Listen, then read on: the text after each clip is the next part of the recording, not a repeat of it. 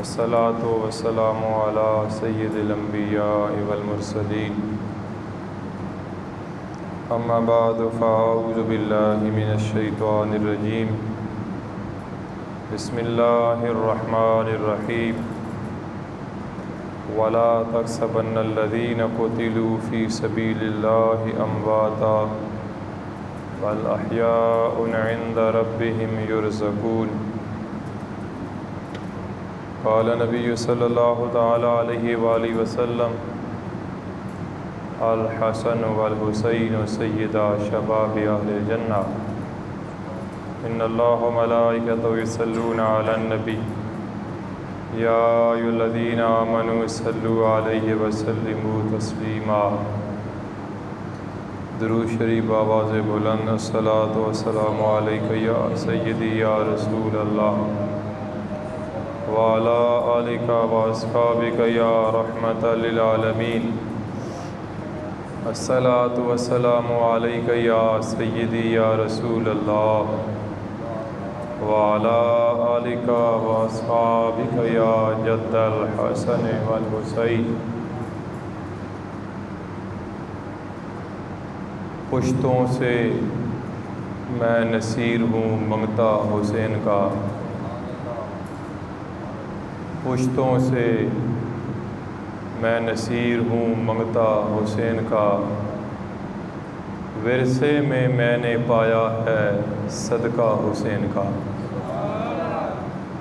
पुश्तों से मैं नसीर हूँ मंगता हुसैन का, विरसे में मैंने पाया है सदका हुसैन का। काफ़ी है मेरे वास्ते नक़दे ग़मे हुसैन, चलता है हर जहाँ में सिक्का हुसैन का। इसका सबूत दे दिया असगर की जंग ने कि शेरों का शेर होता है बच्चा हुसैन का। नबियों की रोज़े हशर ये फरमाइशें न हों,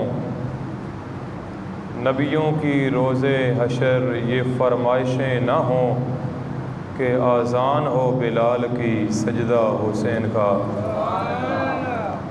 रोज़े हशर की मुझे फ़िक्र क्या हो नसीब, रोज़े हशर की मुझे फ़िक्र क्या हो नसीब।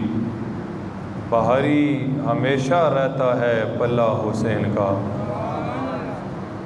अल्लाह ताला का बेशुमार फजल व करम है जिसने हम सब को बेशुमार नेमतों से नवाजा।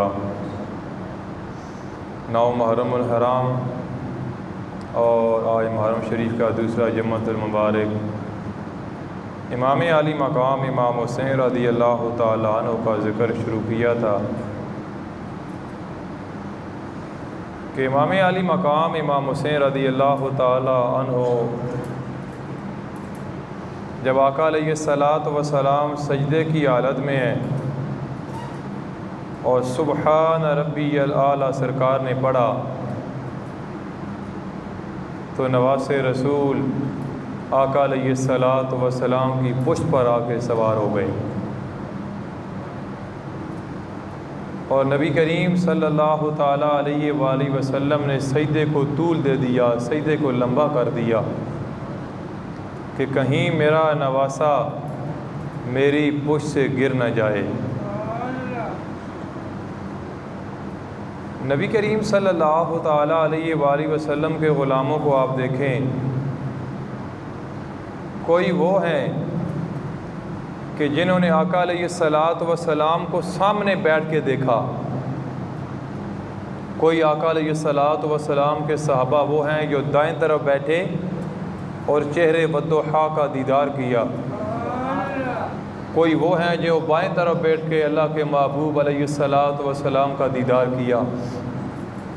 इमाम आली मकाम इमाम हुसैन रज़ियल्लाहु ताला अन्हु वो हैं जो आका अलैहिस्सलातु वस्सलाम की पुष्ट पर भी सवार हुए, अल्लाह के महबूब के कांधों पर भी सवार हुए और आका अलैहिस्सलातु वस्सलाम के दोनों पाँव पर आपने अपने पाँव मुबारक रखे और सरकार ने फरमाया हुसैन चढ़ाओ, और इमाम आली मकाम इमाम हुसैन रज़ी अल्लाह ताला अन्हो आका अलैहिस्सलात व सलाम के जिस्म मुबारक पर चढ़े, हत्ता कि अपना मुँह आका अलैहिस्सलात व सलाम के लबों के करीब किया, और नबी करीम सल्लल्लाहु ताला अलैहि वसल्लम ने अपनी ज़ुबान मुबारक अपने नवासे के मुँह में डाल दी।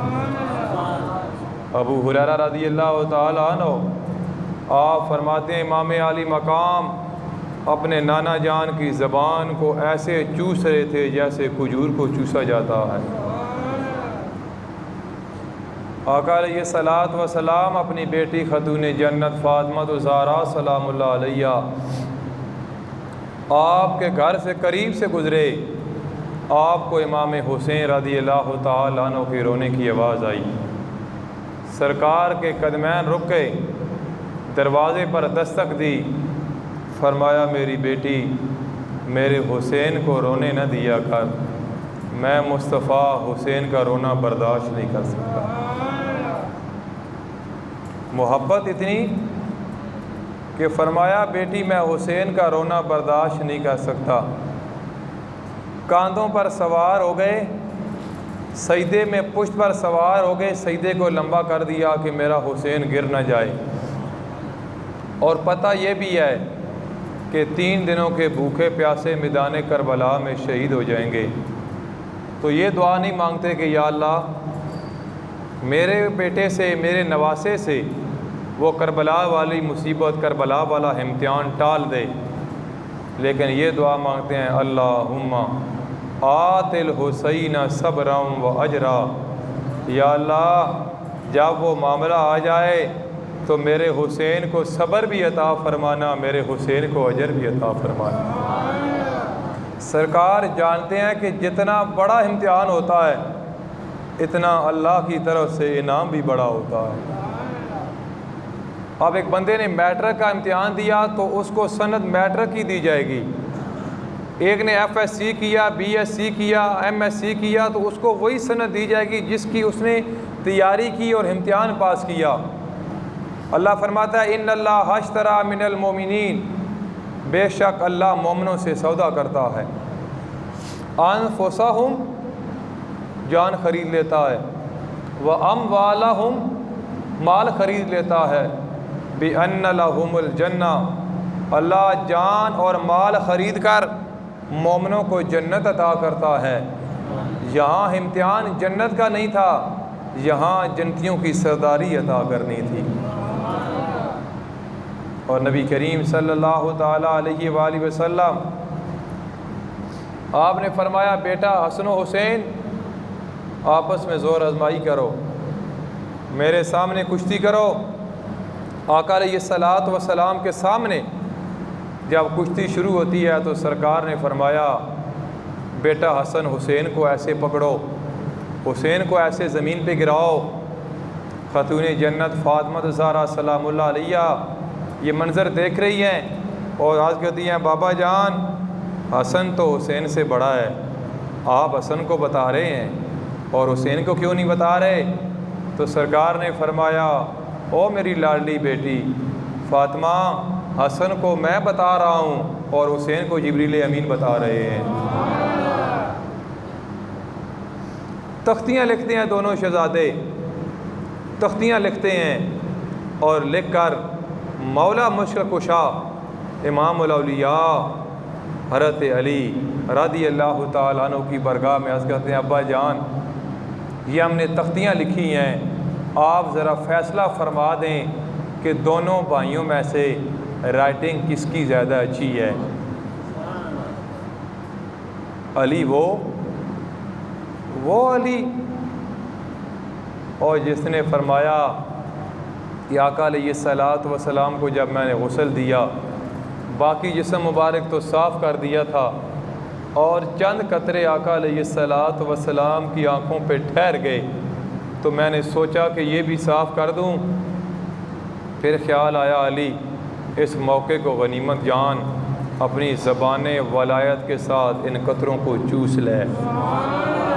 और मैंने वो कतरे चूसे तो इल्म का समुंदर मेरे अंदर ठाटे मारना शुरू हो गया। और फिर आपने फरमाया, लोगों और मुझसे पूछो, कोई पूछना है सवाल करो, कोई करना है तो।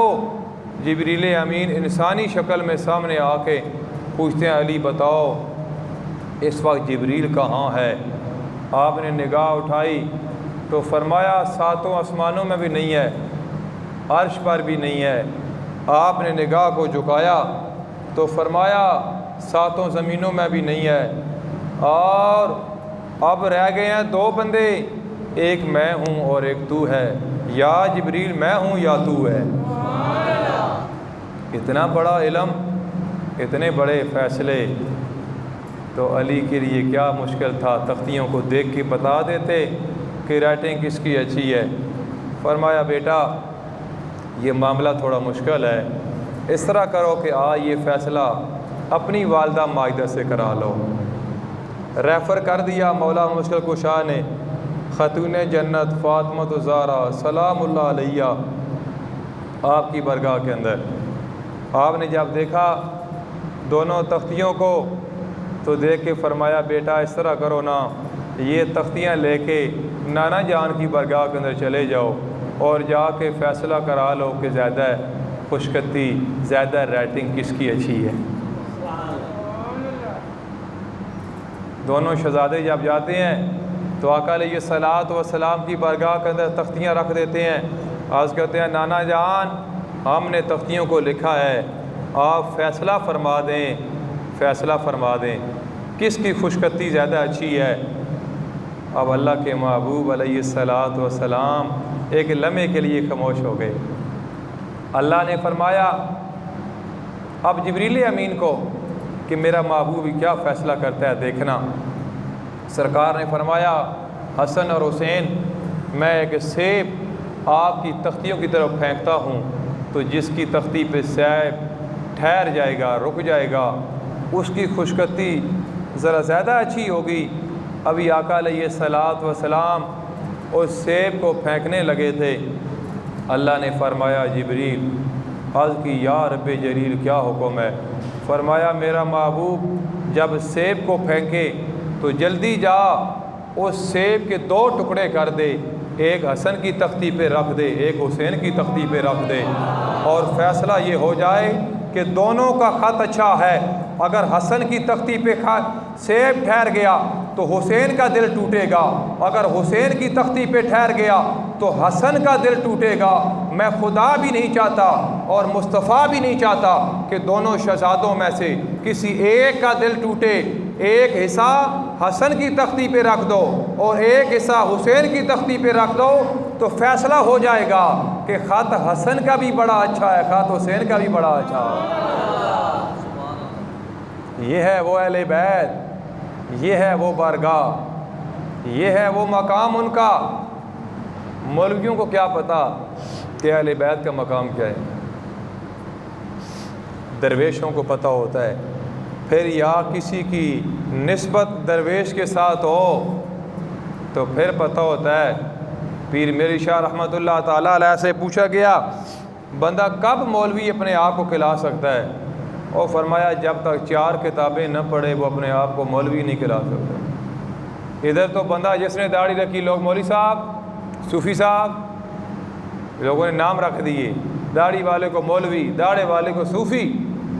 और भाई दाढ़ी वाला मौलवी नहीं होता, भाई दाढ़ी वाला सूफ़ी नहीं होता। सूफ़ी वो होता है जिसके अंदर असहाबे सुफ़ा की सिफ़ात पाई जाएं, उसको सूफ़ी कहा जाता है। यहाँ तो लोग इस माशरे में मौलवी और सूफ़ी में, अगर आप बुरा ना माने तो एक तंज़ीह लहजे में एक गाल के तौर पे बुलाते हैं, ओ सूफ़ी है, ओ मौलवी, यानी वो और तो कुछ कह नहीं सकते, तो अपने दिल की भड़ास निकालने के लिए दीन दुश्मन लोग जो होते हैं वो फिर इस तरह पुकारते हैं। लाज़मी बात है, और तो बंदा कुछ नहीं कर सकता। मैं कहता हूँ कि ये वाक़या जो बावलपुर इस्लामिया यूनिवर्सिटी में हुआ, किसी मदरसे में होता तो ये इलेक्ट्रॉनिक मीडिया और सोशल मीडिया, ये लिबरल लोग, ये मोमबत्तियाँ, ये आंटियाँ जो होती हैं, और ये बाहर निकली थी हकूक़ के लिए, इनको बोलो अभी निकलो भाई, और 5,500 लड़कियों की इज़्ज़त वो ख़राब हो गई है, अब निकलो ना। कहते थे हकूक़ के लिए अब क्यों नहीं निकलते?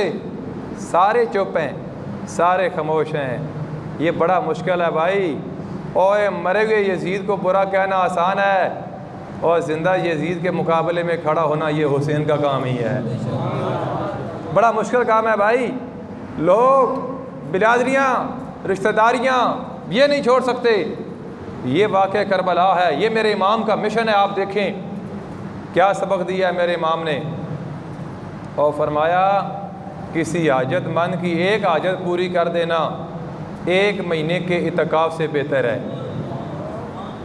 ठीक है, किसी ने नाम लिया, कोई बोलता है यहाँ पर, तो मैं कहता हूँ कि अपनी इज़्ज़त देकर डिग्री लेने से बेहतर है कि इंसान अपनी इज़्ज़त की हिफाजत करे और जेल रहना बेहतर है। हम खुद माओ वाले हैं, बेटियों वाले हैं, बहनों वाले हैं, लेकिन ये आपका इस्लामी जमहूरिया पाकिस्तान, जब तक इस मुल्क के अंदर आपका निज़ाम मुस्तफ़ा नाफज नहीं होगा, फिर किसी को उसके हकूक़ उसकी दलील पे नहीं पहुँचेंगे। फिर इसी तरह जुल्म होता रहेगा।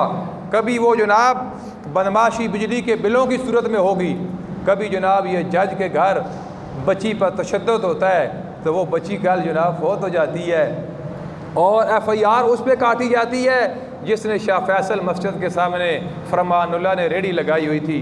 उसके 4 बच्चे मजदूर होते हैं और वो किराए पे मकान है, उस पर जनाब FIR भी हो गई और 3 महीने बामुशक्क़त कैद और 5 लाख जुर्माना भी हो गया 24 घंटे के अंदर अंदर। इतना इंसाफ, इतना इंसाफ इस मुल्क के अंदर। भाई शायद ये दुनिया मुनाफ़क़त से, मुनाफिक लोग दुनिया के जीत जाएं, लेकिन आखिरत सच्चे लोगों की है। यहाँ पे तो शायद ये पैसा, ये सिस्टम ये चल जाए, लेकिन कब्र में जो फरिश्ते आएंगे उन्होंने ये नहीं पैसे लेने, दिरहम दिनार डॉलर नहीं लेने। एक शम्मा जला लो दिल में इश्क़ मुस्तफ़ा की, बाद मरने के कब्र में भी उजाला होगा। तो मिजान हशर जो होगा वो हौज़े कौसर सरकार खड़े होंगे और खतून जन्नत फ़ातिमा ज़हरा सलामुल्लाह अलैहा हसन हुसैन की सरदारी होगी। क़यामत के दिन भी, आज भी उनकी है, जन्नत उनकी है। जिसको चाहें जन्नत में दाखिल कर दें, जिसको चाहें जन्नत के दरवाजे पे रोक दें। तो आज हुसैनी बन जाओ, आज उनके साथ प्यार करो, मोहब्बत करो। आपके दाएं बाएं भी मसाजिद हैं। मैं आपको ये बड़े दावे के साथ कह सकता हूँ, आप यहाँ भी जुम्मा पढ़ते हो तो दाएं बाएं भी पढ़ के देख लो, उनके मुंह से हुसैन और हसन का जिक्र करते हुए मौलवियों को मौत पड़ती है। वो तो 10 मुहर्रम को भी नहीं कह जिक्र करते कि हुआ क्या है, बस रोज़ा रखो, रोज़ा रखो, बड़ा सवाब है। और रोज़ा बाद की गल है, पहले दसो कि 10 मुहर्रम होया कि। ठीक है भाई, ये बात ये इश्क व मस्ती की है, हर बंदा नहीं कह सकता। और लोग दौड़ते हैं, यहाँ जुम्मा जल्दी हो जाता है, हम पढ़ लेते हैं, हम यहाँ नमाज जल्दी हो जाती है, हम पढ़ लेते हैं, ये हमारे महल्ले की मस्जिद है, हम पढ़ लेते हैं। मैं कहता हूँ जो आपके बाप या माँ को गाल निकाले, अल्लाह ना करे कोई मौलवी हो, आप सारी ज़िंदगी उसके साथ मुंह नहीं लगाएंगे। तो ये वो लोग हैं जो कहते हैं कि ये जो जंग हुई करबला की माज़अल्लाह, ये 2 शहज़ादों की जंग थी। यजीद को भी शहज़ादा कहते हैं और हुसैन को भी शहज़ादा कहते हैं। और अल्हम्दुलिल्लाह हम यजीद को जनमी कहते हैं, हम दोस्ती कहते हैं। यजीद शहज़ादा नहीं हो सकता। शहज़ादा जो है वो अल्लाह के महबूब का नवासा, एक का नाम इमाम हसन है और दूसरे का नाम इमाम हुसैन है।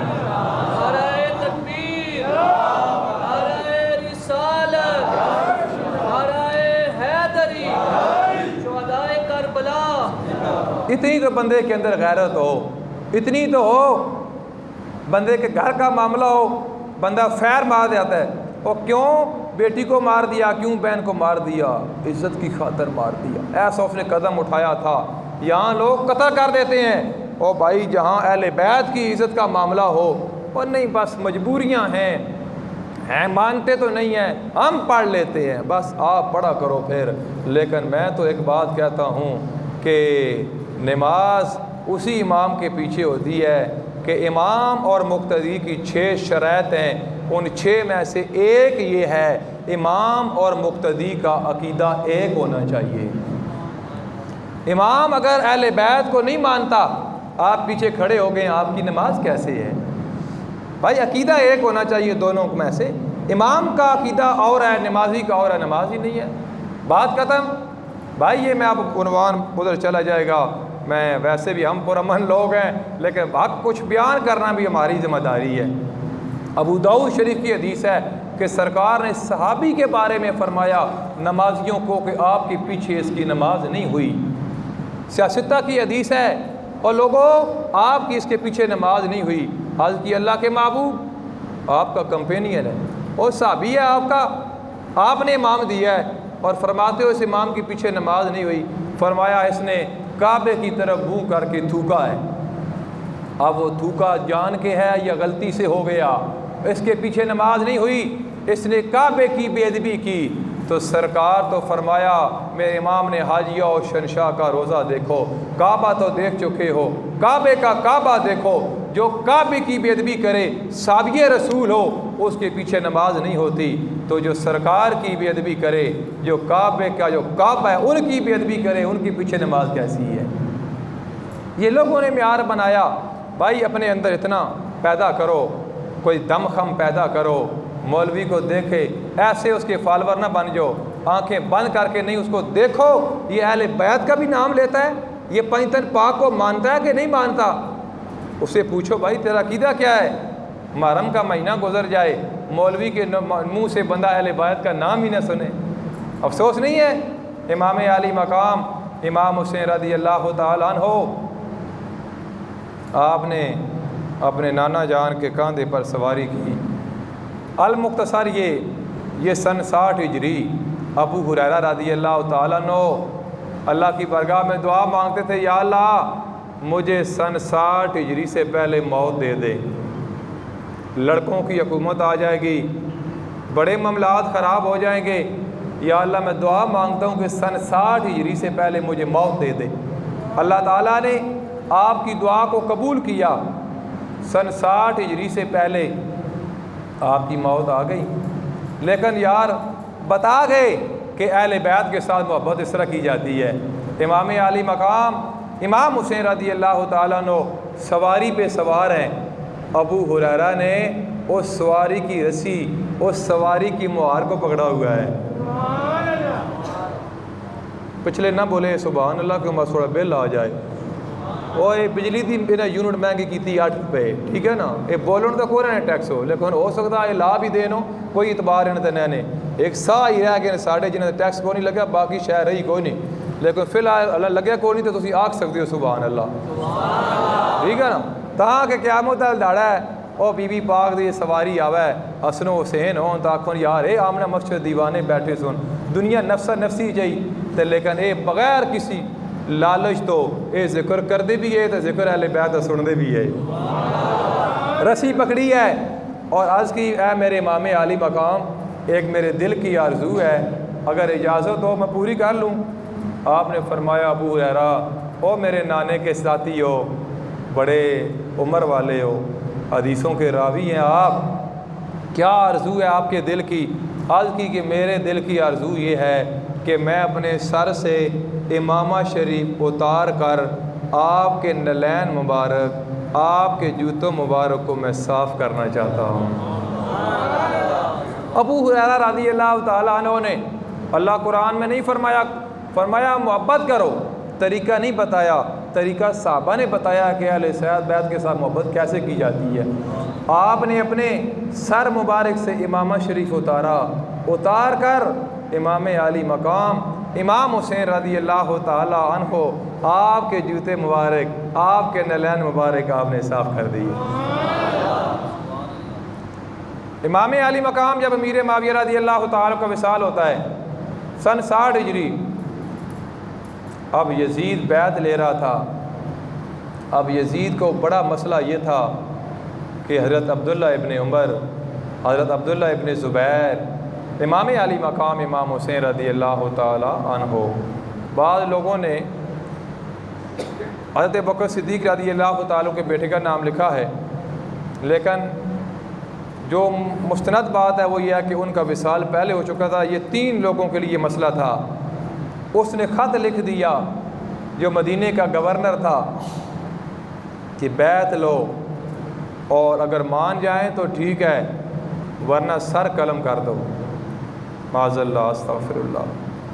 और वलीद बिन उतबा जो था ये मदीने का गवर्नर था, उबैदुल्लाह इब्न ज़ियाद बसरा का था, नुमान बिन बशीर ये कूफ़ा का था, अमर बिन अलास ये मक्का का था गवर्नर। और जब वो ख़त पहुँचा, वो चिट्ठी पहुँची ना, तो इमाम अली मकाम इमाम हुसैन रज़ियल्लाहु ताला अन्हु और हज़रत अब्दुल्लाह इब्न ज़ुबैर ये दोनों साथी मस्जिद नबवी शरीफ में बैठे हुए थे। और वलीद बिन उतबा ने बंदा भेजा कि जाओ उनको बुला के ले आओ।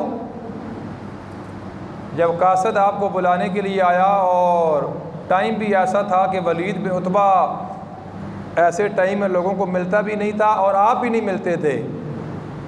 आप अब्दुल्लाह बिन ज़ुबैर इमाम अली मकाम से कहने लगे, हुजूर क्या ख्याल है, हमें ऐसे टाइम में क्यों बुलाया जा रहा है? तो इमाम अली मकाम इमाम हुसैन रज़ियल्लाहु ताला अन्हु ने फरमाया कि मुझे लगता है कि अमीर मुआविया रज़ियल्लाहु ताला अन्हु का विसाल हो गया है और यजीद चाहता है कि लोगों में ये ख़बर फैलने से पहले पहले मैं बैत ले लूँ। तो हज़रत अब्दुल्लाह इब्न ज़ुबैर ने जवाब दिया कि मेरा भी यही ख्याल है, चलो चलते हैं।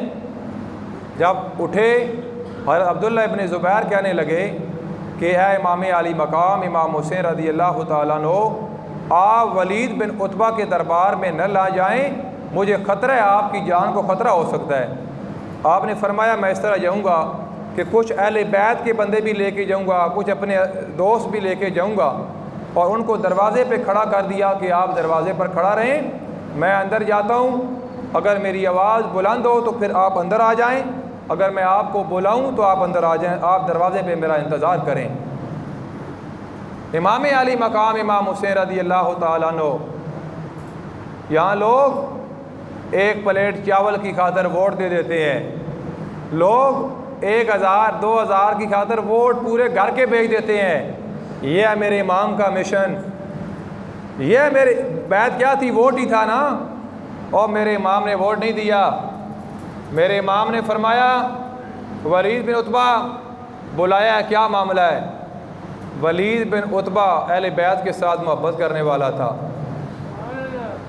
मोहब्बत करने वाला था। उसने कहा हुजूर ये यजीद ने ख़त लिखा है, मेरा दिल नहीं करता कि मैं आपको पढ़ के सुनाऊं, आप ख़ुद पढ़ लें। जब इमाम पाक ने ख़त पढ़ा तो लिखा हुआ था भाई इमाम अली मकाम से बैत, अब्दुल्लाह बिन ज़ुबैर से बैत ली जाए। तो आपने फरमाया वलीद बिन उतबा सुनो, उसके ख़त का जवाब सुन लो। ये वो हाथ हैं जो कई बार नाना जान ने इन हाथों को चूमा है। ये हाथ नाना जान के हाथों में कई बार मैंने मिलाए। ये पाक हाथ हैं, ये किसी नापाक के हाथ में जा नहीं सकते। ये कट तो सकते हैं लेकिन किसी नापाक के हाथ में हाथ ये जा नहीं सकता।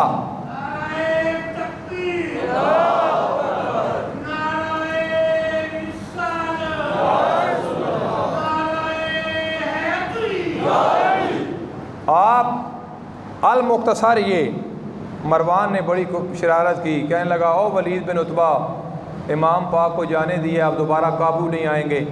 तो वलीद ने जवाब दिया पूरी दुनिया की मुझे हुकूमत दे दो, मैं कभी इमाम के ख़िलाफ़ बात भी नहीं करूँगा।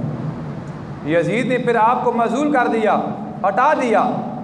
और इमाम अली मकाम रजब के महीने में आप 28 रजब को इमाम अली मकाम मदीना मुनव्वरा आप छोड़ के नहीं जा रहे हैं। एक लम्हे के लिए सोचो कि जो बंदा मदीना मुनव्वरा 40 नमाज़ें पढ़े, वो पीछे मुड़ के देखता है यार मेरा अलविदाई सलाम है और सरकार का गुंबद है। एक सहाबी रसूल की बेटी की शादी मुल्क शाम में हुई और जब वो बारात लेके मदीना मुनव्वरा से चलने लगे तो वो दुल्हन ज़ारो कतार रो पड़ी और बरातियों ने कहा आपको कोई तकलीफ़ हुई हो, कोई परेशानी हुई हो, हम बड़े सुकून के साथ आपको रखेंगे। क्या हुआ कि आपकी आंखों में आंसू हैं, आपको वहाँ सब कुछ मिलेगा। उस दुल्हन ने कहा मुझे ये बताओ कि उस मुल्क में मुझे सब कुछ मिलेगा, क्या सरकार का गुंबद भी मुझे वहाँ मिलेगा? वहाँ मिलेगा मुझे सरकार का गुंबद? वो दुल्हन जो रो रही थी, अलविदा हो रही थी शहर मदीना से, हाजी अलविदा हो तो रोता है, उम्रे वाला बंदा जाए तो वो रोता है, जानो होश उखरत सब तो मदीने पहुँचे, तुम नहीं चलते रज़ा तो सारा सामान गया।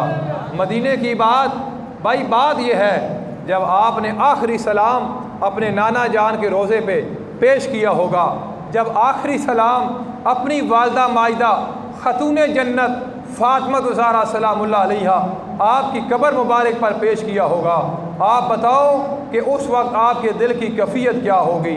लेकिन मजबूर थे आप शहर मदीना छोड़कर शहर मक्का की तरफ चले। 28 रजब का दिन था, रजब का इख्तितामी 1-2 दिन रहते थे, आप शहर मदीना छोड़कर शहर मक्का जा रहे हैं। अगर आपने और जंग के लिए जाना होता तो शहर मदीना से मुल्क शाम नज़दीक है, शहर मक्का से मुल्क शाम दूर है। आप जंग के इरादे से नहीं गए, जो जंग के इरादे से जाता है वो बच्चों को लेके नहीं जाता, वो बीवियों को लेके नहीं जाता, वो बीमारों को साथ लेकर नहीं जाता। इमाम आली मकाम आपके रास्ते में मुलाकात कई दोस्तों के साथ होती है और सारे मिन्नत करते हैं कि आप न जाएं, कूफा ना जाना। उन्होंने आपके वालिद गिरामी को शहीद कर दिया, आपके भाई के साथ ये सलूक किया, आप कूफा ना जाएं, मना कर रहे हैं। भाई जो काम होना था, जो अल्लाह ने लिख दिया था, जो सरकार ने फरमा दिया था वो तो होना था। इमाम आली मकाम इमाम हुसैन रज़ी अल्लाह तआला अन्हु आप शहर मक्का चले गए और शहर मक्का फिर वो अय्याम आए कि 8 ज़िलहज का दिन आता है।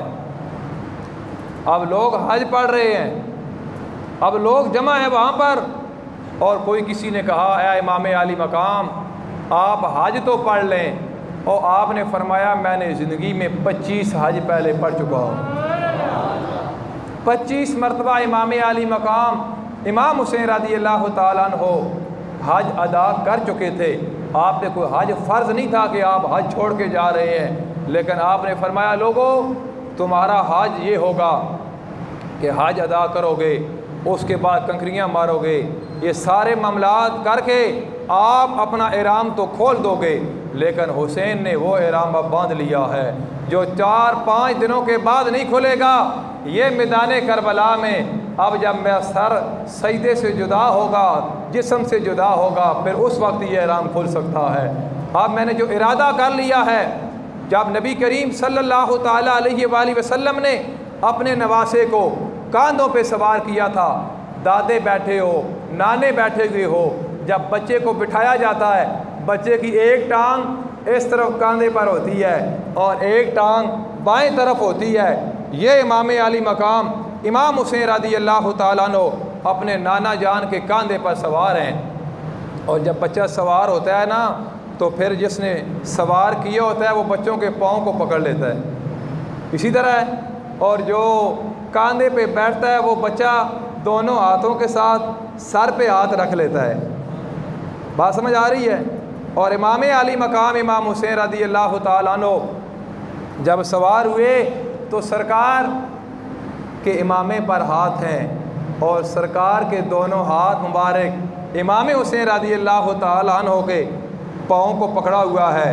आज की नाना जान, आज इसी को मैं गनीमत समझते हुए एक अर्ज़ करना चाहता हूँ कि आप मेरे साथ वादा करें, जब मैदान करबला वाला मामला आ जाए आप मेरे पाँव को न छोड़ना, इसी तरह पकड़ के रखना, और मैं हुसैन आपके साथ वादा करता हूँ मैं आपकी दस्तार को ज़मीन पे नहीं गिरने दूँगा।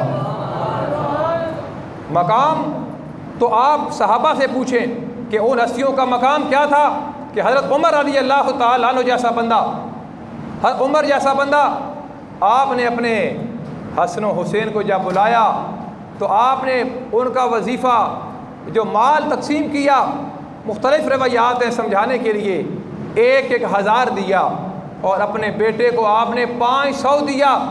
और बेटा कहता है अब्बा जान मेरा इतराज़ है आप पे कि हसन हुसैन तो बहुत छोटे हैं मुझसे उम्र में, ये बच्चे थे, मैं जिहाद करता था, आपने इनको 1000 दिया और मुझे 500 दिया।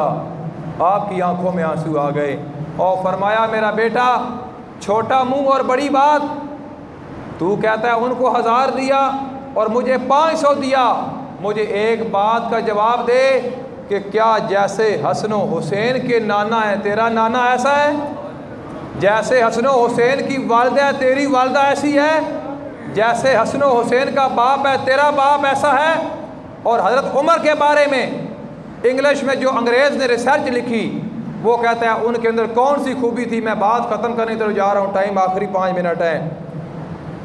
मैं कहता हूँ ये ना लिख कि उमर के अंदर कौन सी खूबी थी, बल्कि ये लिख के कौन सी खूबी नहीं थी।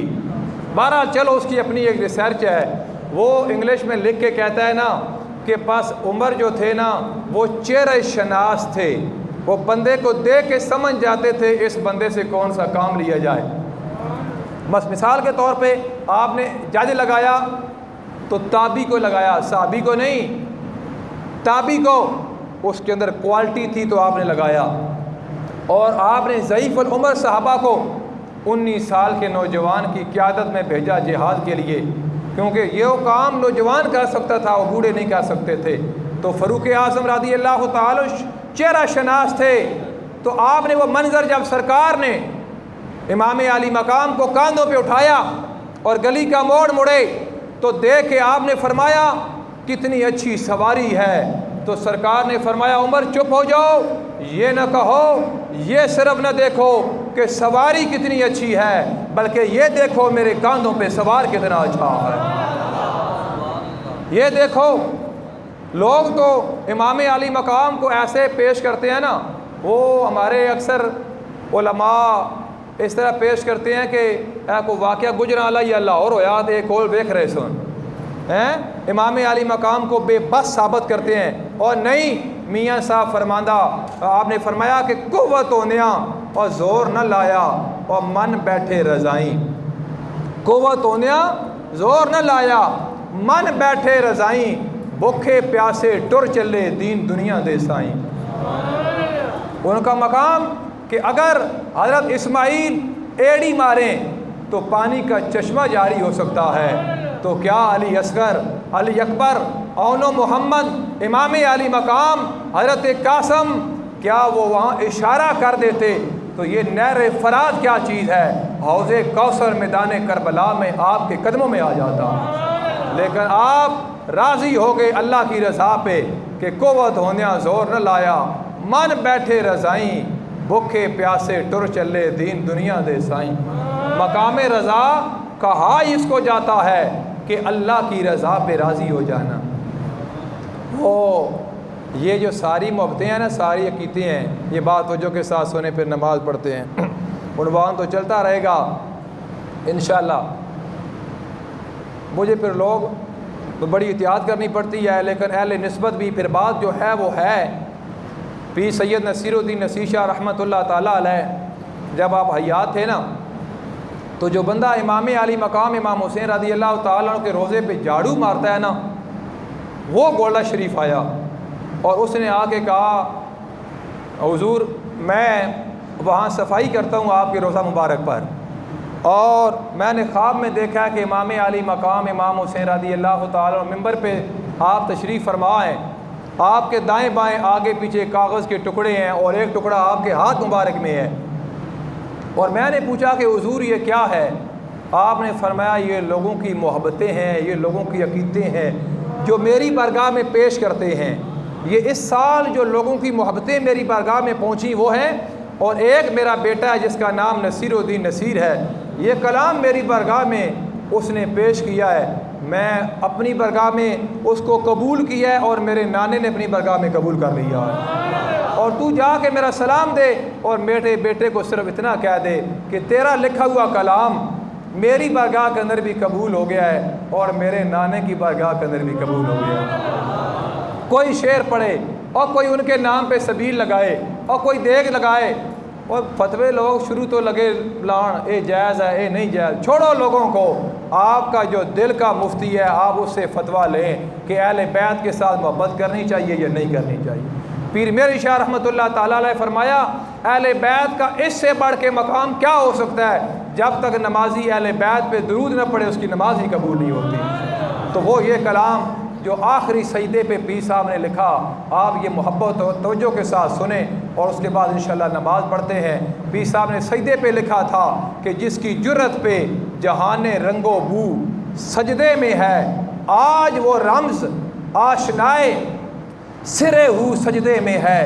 हर नफ्स में अनशराखे सदर की खुशबू लिए, मंज़िल हक़ की मुजस्सम जुस्तजू सजदे में है। बानियाज़ बंदगी अल्लाह का एक अब्दे ख़ास, हस्बे हुक्म फ़ाबुदू वस्जुदू सजदे में है। कैसा आबिद है ये मक़तल के मुसल्ला पर खड़ा, क्या नमाजी है बेखौफ अदू सजदे में है।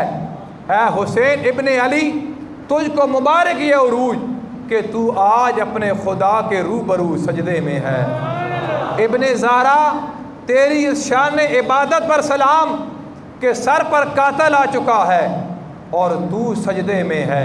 आपने फरमाया कहना नसीर शाह को कि सारा कलाम बड़ा सोना लिखे, बड़ा अच्छा लिखा है, लेकिन ये शेर मुझे बड़ा पसंद आया और मेरे नाने को बड़ा पसंद आया।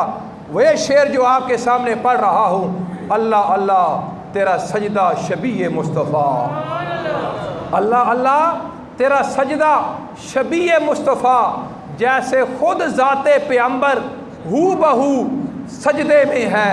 ये शर्फ किसको मिला तेरे अलावा, बाज़े कत्ल के सर है नेज़े की बुलंदी पर और लहू सजदे में है। सर को सजदे में कटा के क्या गया ज़हरा का लाल, कुछ अगर है तो बशर की आबरू सजदे में है।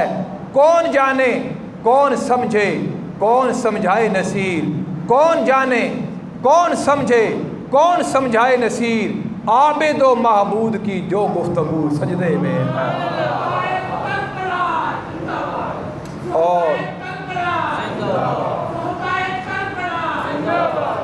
और अगर सारी बात को समेटूं तो इस शेर में कि मुमकिन ही नहीं, अदावत हुसैन की सांसों में बट रही है, सखावत हुसैन की बाजार के हुजूम से कह दो कि चुप रहे, कुरान कर रहा है तिलावत हुसैन की। वो लोग और हैं जो शहादत पे नाज करते हैं, इमाम हुसैन की ज़ात वो है जिन पे शहादत नाज करती है। तो ये खुशनसीबी है मेरी और आपकी